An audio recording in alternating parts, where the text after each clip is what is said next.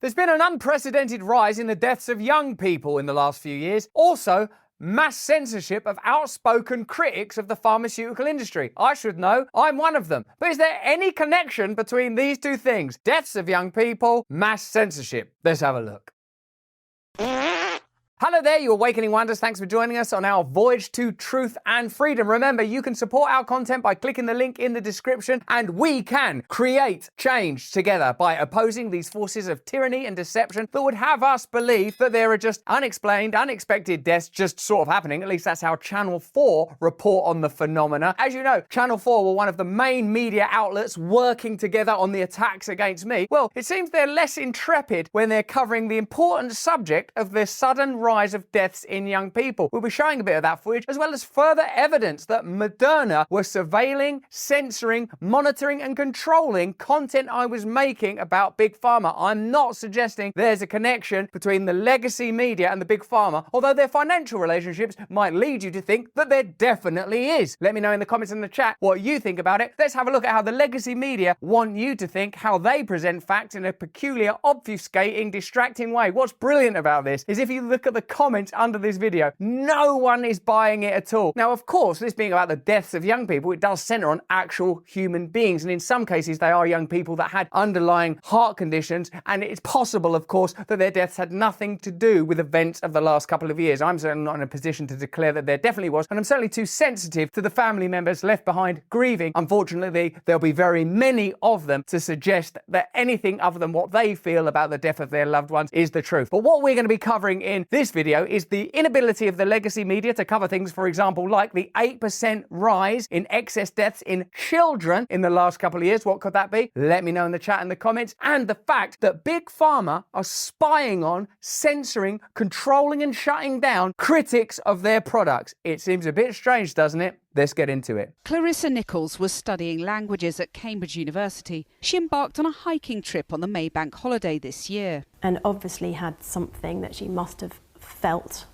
presumably in her heart, and she fell back into her friend's arms. Now, obviously, that is a tragic death. Now, where I encountered this clip, like many of you, was on YouTube, where the comments underneath it are all unanimous in what area in particular ought be inquired into. You will have seen the footage of many athletes spontaneously collapsing and in some cases dying. Here's just a few of those. Now, in this case, it may be due to the fact that Clarissa didn't receive adequate or early enough screening. Perhaps Channel 4 discovered a legitimate surprise death. However, statistically, there are thousands of unexplained excess deaths among children, young people, people between 30 and 40, people that would not have been expected to die. Let me know what happened in the last couple of years, and let's work out together if there's any connection in the rise of unexpected deaths and the rise of censorship around debate, even true information around certain pharmacological interventionist products. Here are some of the comments on YouTube. You know where our home is, and you know the reason we have that home. This platform still takes its governance from the WHO's guidelines. Now, the WHO, as you know, is funded significantly by Bill Gates, but there's some extraordinary relationships going on in the way the information is censored. However, look at some of the comments under this piece of Channel 4 news. And remember, I do have a little bit of a grievance against Channel 4 because they made some highly contentious, incendiary, defamatory content about me recently. Have a look at some of these comments. Chaos to Order 777. It's incredible that they have looked into every possible cause except one they know full well is the most likely cause, but which would have the greatest consequences for them. Frankie News 168. How deplorable the media have become. Everyone knows what's causing it. Sharon Williamson. Young people started having sudden cardiac death after the rollout of the you-know-what. It's unconscionable that the media, CDC, etc. all refuse to address or release this data. They know, but continue to urge compliance. What's interesting from a financial perspective is that companies like Moderna and Pfizer have an economic model that requires that these products continue to be used. Now, the pandemic, to all intents and purposes, is over, but you would never know that. They have an economic imperative to keep these products being consumed highly. That's why there's pushes for new boosters, take 2 vaccines into the shower, all sorts of new combo hybrid products, because they're economically compelled to keep these products shifting and moving. All of this stuff is available to read in my Moderna file, as long as you file a Freedom of Information Act to get hold of it. Professor Mary Shepherd is a pathologist specialising in the kind of heart conditions that cause sudden cardiac death in the young. We've seen figures that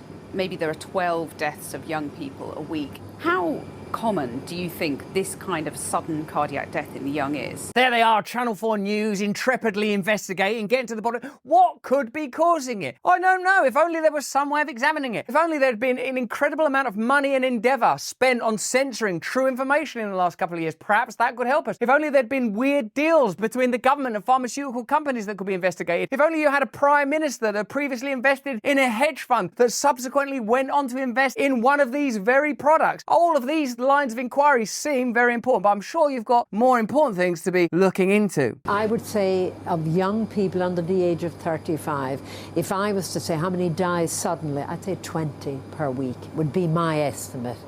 So potentially almost twice as many as currently are being estimated? Yes, that would be my estimate from talking to people and families throughout the country who say, well, the case was never referred to you or never referred for an expert cardiac opinion. Now, Moderna are one of the most aggressive companies when it comes to surveilling and shutting down dissent. They employ peculiar organisations and agencies to monitor online activity and shut down online dissent. Here is Stefan Bancel on a finance programme talking about Moderna's stock value and potential to decline in a post-pandemic era, and how important it is that we continue to believe in Moderna and invest in Moderna. And don't worry about Moderna. Moderna is important. Moderna's quarterly results from a few moments ago. The company reported a net loss of $3.6 billion. That compared to net income of $1 billion from last year.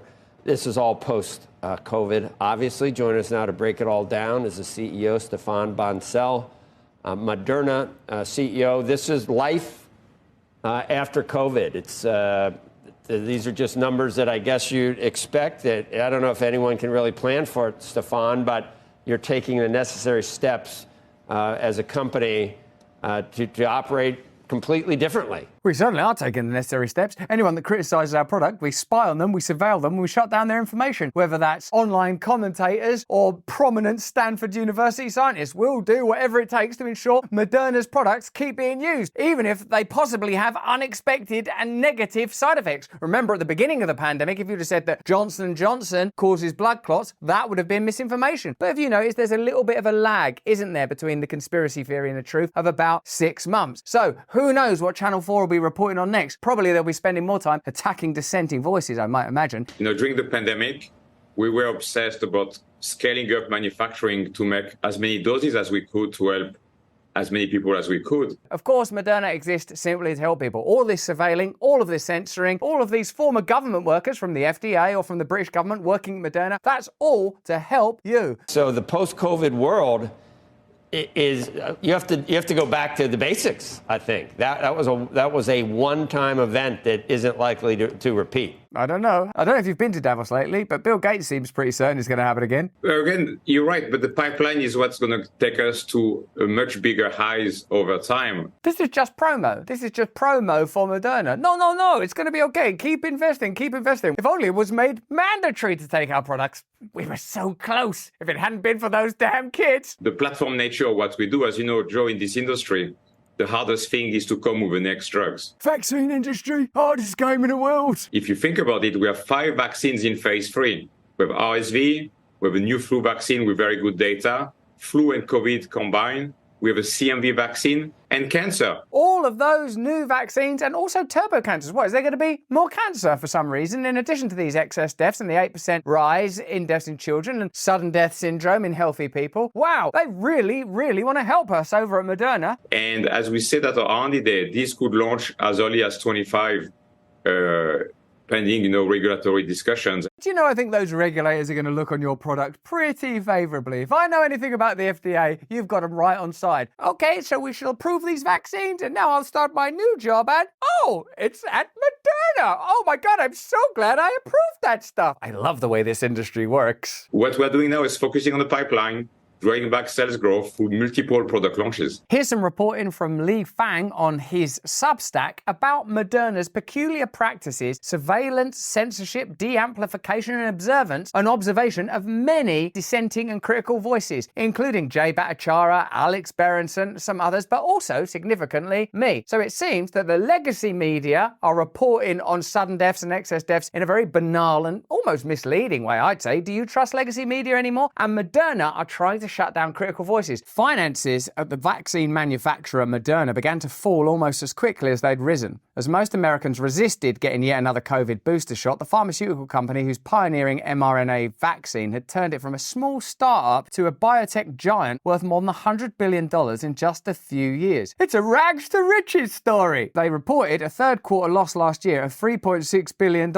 Back to rags. As most Americans refused to get another COVID booster shot. I wonder why. In a September call aimed at shoring up investors, Moderna's then chief commercial officer, Arpa Garay, attributed some of the hesitancy pummeling Moderna's numbers to uninformed vaccine skeptics. But the informed ones are even worse. Despite some misinformation, Garay said, COVID-19 still drove significant hospitalizations. It really is a vaccine that's relevant across all age groups, she insisted. To get past the misinformation and convince the public to take continual booster shots, Garay briefly noted that Moderna was delving down on ways to partner across the ecosystem to make sure consumers are educated on the need for the vaccine. What an amazing piece of language around what amounts to marketing. Educated on the need to take vaccine. How do you educate someone on the need to take vaccines? What Garay hinted at during the call but didn't disclose was that Moderna already had a sprawling media operation in place aimed at identifying and responding to critics of vaccine policy and the drug industry. A series of internal company reports and communications reviewed by Real Clear Investigations show that Moderna has worked with former law enforcement and public health officials and a drug industry-funded non-governmental organisation called the Public Good Project. We can definitely trust those guys. Otherwise, why would they call themselves the Public Good Project?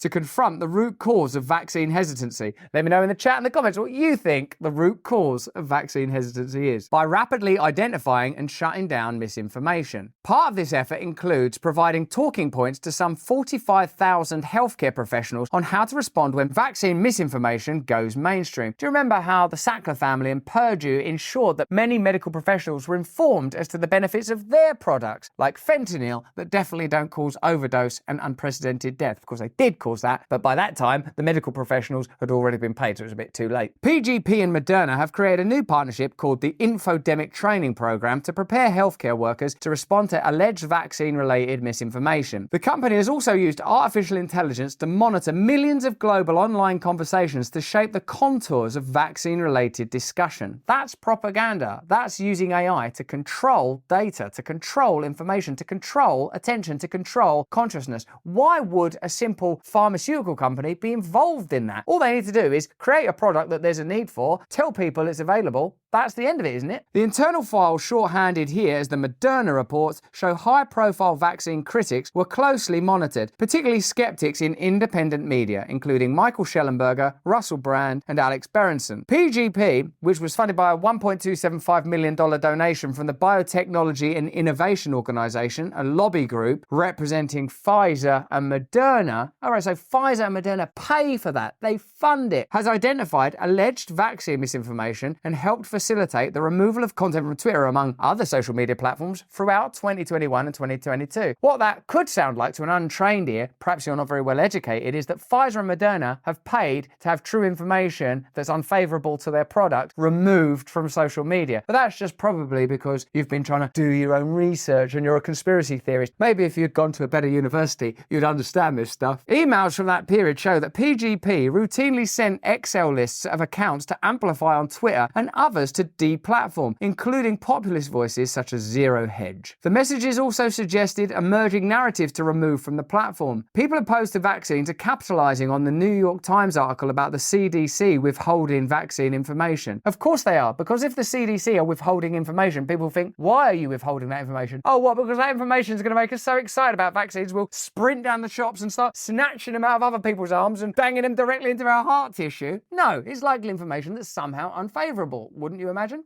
The articles do not contain misinformation themselves, but are using the news to further prove the CDC is untrustworthy, wrote Savannah Nell, Death Nell we call her, PGP's Senior Director of Partnerships, in an email to a Twitter lobbyist in September 2022. In another email the following month, Caitlin Krzyznik, PGP's Senior Program Manager, told Twitter to be on the lookout for reports that Sweden is no longer recommending the vaccine for children. What? Not giving vaccines to children? Get off the internet, you blonde-haired, blue-eyed outside, ABBA-loving, Volvo-making sauna sitting in sons of a bitch, and get out of that sauna as well, unless you're locked in there permanently. In some cases, conservative accounts expressing outrage at restrictive pandemic policies such as vaccine passports were deemed by PGP as misinformation that warranted removal. The Moderna reports consistently show the company raising red flags about those reporting documented side effects of the vaccine the biotech company was selling. Such concerns, which may be typical of corporate public relations efforts that want their product shown in the best light, take on a darker cast when it involves medicine injected into people's bodies. Yes, and that's without getting into some of the other ancillary, essential arguments and conversations that need to be had around excess deaths, adverse events. You know the arguments. You're already having them now in the comments. Just beneath that misinformation warning, curiously enough, that's right there. Got it? Like the Twitter files, the Moderna reports highlight the push by powerful entities, especially government, big tech, and big pharma, to identify and brand dissenting opinions about establishment narratives as risky forms of speech. The growing network these efforts rely on shows the growth of what has been called the censorship industrial complex. Moderna's faltering financials also suggest, at least for now, the limits of that project. In an internal email sent last July, Moderna notified its team of its latest efforts to shape the vaccine debate. We have partnered with PGP, the Public Good Projects, and Moderna's Global Intelligence, Corporate Security, Medical Affairs, Corporate Communications, Clinical Safety, and Pharmacovigilance teams to provide media monitoring for misinformation at scale. That's a lot of control over information, given that all that's supposed to be happening is, hey, we're just trying to help. Ooh. Normally when I'm offering people help, I don't have to spy on them and employ a PR agency. Mary Rudovitz, the company's customer program lead, wrote, if and when a response is needed, our team will notify the appropriate stakeholders with recommendations, she added. The extent to which the company may intervene to shape content decisions is not clear. PGP continues to boast close relations with establishment institutions, including major medical associations. The rise of censorship is inextricably connected to the pandemic which emerged in the US in early 2020. As federal, state, and local governments imposed unprecedented regulations on Americans in the name of public health, efforts arose to discredit counter-narratives that could be spread easily on social media. Early in the pandemic, criticism of policies such as lockdowns and vaccine mandates came almost entirely from independent media, which faced shadow bans and outright censorship on various platforms. When they introduced their vaccines in 2021, manufacturers such as Moderna, Pfizer, and Johnson & Johnson also had a powerful financial interest in bolstering such censorship. Do you remember at the time, people were called conspiracy theorists for even suggesting that? No, all we're trying to do is ensure a healthy public response. We're just trying to save lives because we respect the sanctity of life. Who among us seriously believes that Moderna and Pfizer are interested in anything other than profit? That's not slanderous or defamatory to say that. You've just seen that broadcast. That's literally what they do. That's their business. It just becomes more peculiar when they make large donations to shadowy organisations that de-amplify, shut down and control information that's proven to be true because it's inconvenient to their stock prices. Coupled with a legacy media that seem hell-bent on corroborating their efforts to shut down dissenting voices, what you start to get is what's been described here by this journalist as the censorship industrial complex, which is more interested in the agenda of the elites and the establishment than your well-being and your health. Who among us seriously believes that right now that all of these efforts are being spent, all of this money, all of these agencies in order to help you? Is there anyone left? Let me know in the comments if you still believe, if you can conjure up enough faith in this system to comply for 1 second longer. Moderna, perhaps more than other drug firms, is overwhelmingly reliant on the continued success of its vaccine. The company announced a price hike of up to $130 a dose this month, a far higher than the $15 to $26 for American federal contracts, according to the Wall Street Journal. We're expecting a 90% reduction in demand, Moderna CEO Stéphane Bancel said when he was asked to defend the decision. As you can see, we're losing economies of scale. Far from acting as a neutral arbiter, the Moderna report showed that the company blurred the lines between public relations and public health. In many cases, Moderna's intelligence and communications team targeted accurate information that had the potential to fuel vaccine hesitancy as menacing forms of misinformation in its reports. So it's not about misinformation, it's about information that is inconvenient to the objectives of the powerful. That's not misinformation, that's the truth. And you should bear that in mind whenever you hear powerful members of the establishment talking about the need to control misinformation. Just mentally check, would that information be adverse to their interests? And if the answer to that is yes, this, then what you've probably got is an inconvenient truth. Given the size and scope and the censorship industrial complex, it can be difficult to draw a clear straight line between Moderna's surveillance and actions taken against specific articles, posts and writers. Instead, as Garay suggested, the company is one stream in an evolving ecosystem aimed at undermining dissent. So, of course, the reason I'm reporting on this, same reason I mentioned Channel 4 and their peculiarly banal reporting on the increase in sudden deaths among healthy young people, is because I have been targeted by Moderna. Now, any of you that have been paying attention to the news in the last 3 months will notice that I've dealt with a deluge of very, very difficult news stories, which I've already addressed and won't rehash here, but it's extraordinary to me to discover that the pharmaceutical industry are investing time and money, and have been for some time, in shutting down and controlling what I'm able to say online. It's at least interesting, isn't it? Russell Brand, the British commentator and comedian, is also a repeated name in the Moderna misinformation files. The left-leaning populist routinely pillories the pharmaceutical industry for exploiting the pandemic to generate unprecedented profits. Moderna has closely monitored Brand's criticism of the drug industry. In various low-risk reports produced in August 2023, Moderna flagged videos produced by Brand twice. August, huh? Just before September. Things got pretty rough for me in September. In one, Moderna noted that Brand had broadcast a monologue about Jonathan Van Tam, a former senior health official who helped formulate COVID-19 policies in Britain. Van Tam had just taken a position with Moderna, a move that raised eyebrows with many in the press. In the video, Brand noted that the company had just made a fortune during the pandemic selling vaccines to the government, and the government worker that bought all those vaccines was now moving through the revolving door, which I suppose is the sort of thing they would consider to be misinformation, because, you know,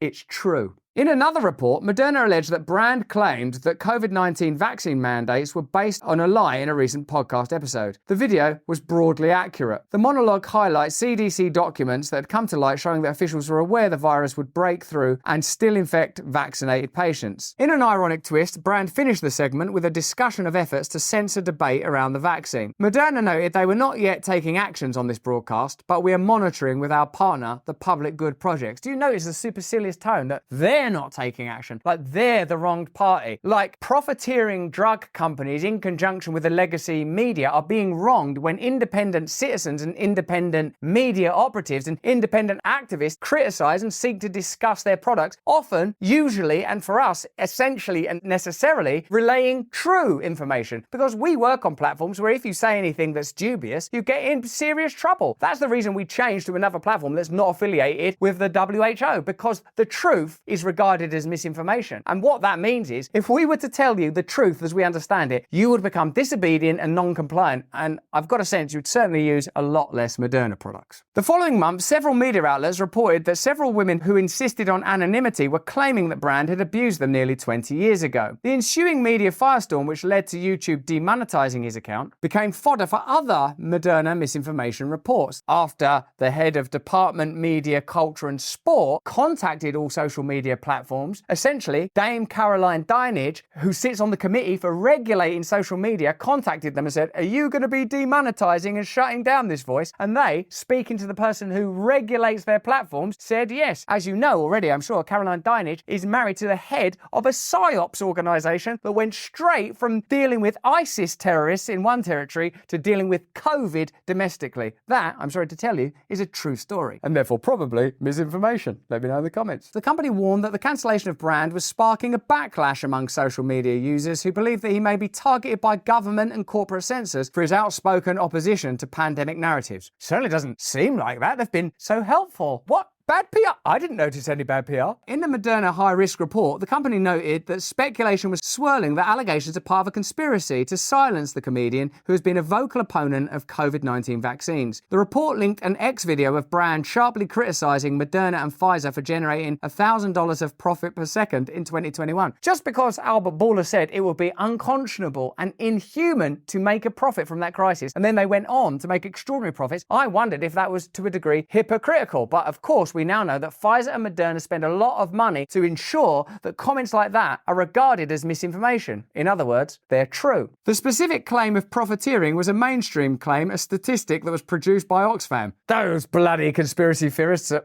Oxfam taking second-hand clothes and selling them to give donations to poor people. It doesn't really work, does it? Moderna, you're going to have to work harder than that. Nowhere on its reports on brand did Moderna highlight any incorrect information. So misinformation is correct information that's inconvenient to Moderna's objectives. Now all you have to work out is if Moderna's objectives align with legacy media objectives and government objectives, and then you've got yourself a pretty interesting set of circumstances. But the reports noted that they monitored brand because he has a large platform with over 6.7 now, million YouTube subscribers and over 21 million followers across multiple social media platforms. Moreover, his videos are widely circulated in anti-vaccine spaces where he is viewed as a truth teller and a threat to authority. Please God. And that brand maintains support from Tucker Carlson and Elon Musk. Thank you. Near the end of the Moderna call last September, as the biotech firm worked to highlight its stepped-up outreach to consumers, James Mock, they've got good names over at Moderna, the chief financial officer, spoke briefly to assure investors on the company's ability to continue to make money. COVID is a very valuable product line of business and will continue to be, said Mock, and will make it more profitable. That's the truest thing in the entire report, that it's regarded